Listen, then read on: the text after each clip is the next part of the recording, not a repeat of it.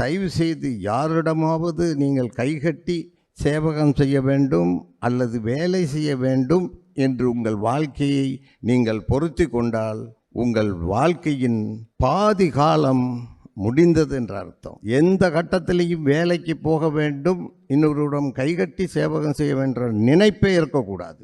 வளர்முக நாடு எங்கள் நாடு.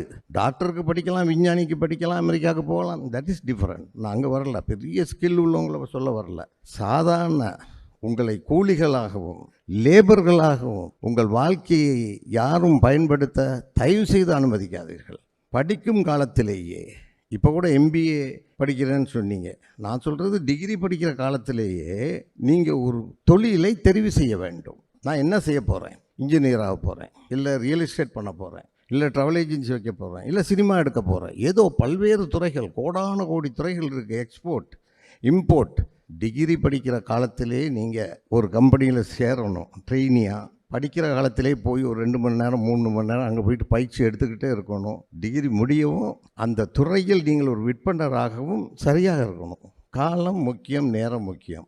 எனக்கு தெரிய ஒரு தம்பி டிகிரி படிச்சுக்கிட்டே இருந்தார், IASம் படிச்சுக்கிட்டு இருந்தார். சேம் டைம் டிகிரியும் பாஸ் பண்ணார், IASம் பாஸ் பண்ணார்.